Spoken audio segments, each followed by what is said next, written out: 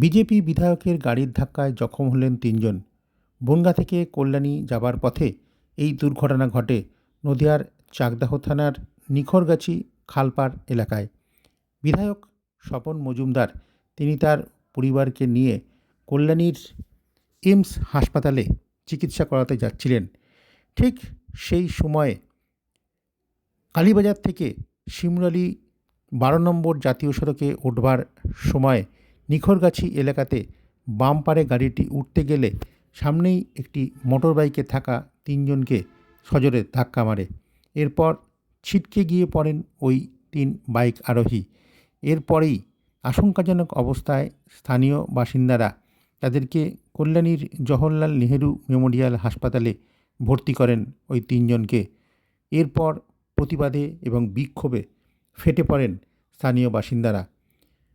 বিধায়ক স্বপন মজুমদারের গাড়ি আটকে রেখে স্থানীয়রা বিক্ষোভ দেখায়। ছুটে আসে হরিণঘাটার বিধায়ক অসীম সরকার। 1 ঘন্টার বেশি সময় আটকে পড়ে বিধায়কের গাড়ি শেষমেশ চাকদাহ থানার পুলিশ এসে ঘটনার সামাল দেয়। ঘটনার খবর পেয়ে ছুটে আসেন আরও অনেকে। অবস্থার নিয়ন্ত্রণে আনতে চাকদা থানার বিশাল পুলিশ বাহিনী ঘটনাস্থলে পৌঁছায় এবং তারপর তৎক্ষণাৎ গাড়িটি সরিয়ে দিয়ে রাস্তা খালি করে দেয়। যদিও বিধায়কের বক্তব্য একটি ঘটনা ঘটেছে, সেটি কারোর দোষ নেই, অ্যাক্সিডেন্ট মানেই অ্যাক্সিডেন্ট, তবে তারা ভালো আছেন, বাকি সমস্ত দায়ভার আমার। অ্যাকচুয়ালি আমি কল্যাণীর দিকেই যাচ্ছিলাম, এই রাস্তায় ঢুকলাম তো বাম্পার পার হওয়ার সময়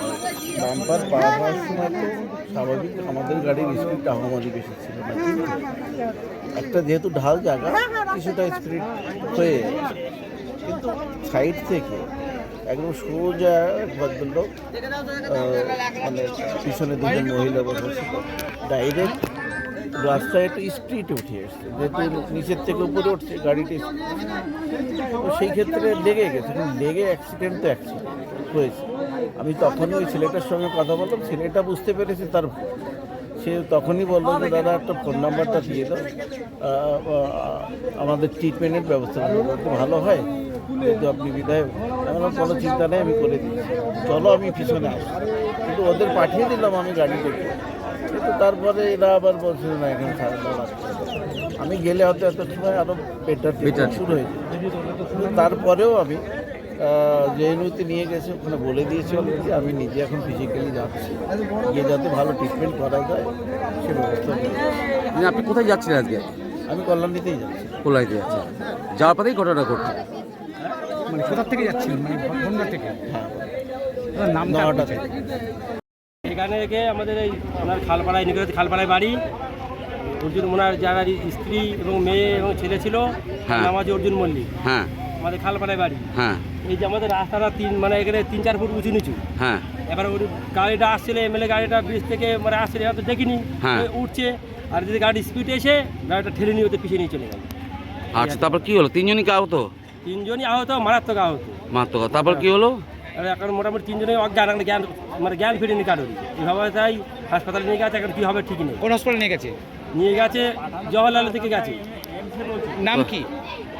অর্জুন বাবুর ছেলের নাম কি যে চালাচ্ছিল? রাজা মল্লিক। রাজা মল্লিক। আর হচ্ছে বউয়ের নাম, স্ত্রীর নাম কি? পদ্ম মল্লিক। পদ্ম মল্লিক। মানে কার গাড়ির সঙ্গে, কি গাড়ির সঙ্গে হলো ঘটনাটা? এটা হচ্ছে ওই যে বিজেপি এমএলএ। হ্যাঁ, যাচ্ছিল এখান দিয়ে, ঠিক ভদ্রলোকের নাম জানি না, ওই গাড়ি রয়েছে, ওনার গাড়িতে উনি বসে আছে, গিয়ে দুর্ঘটনা করে। আমরা দেশের একটা প্রশাসন তিনি বসে আছেন, এইভাবে মানুষ পিছনে মারলো, গাড়িটা পুরো পাখির মতো উড়ে চলে গেছে। 3 জন ছিল।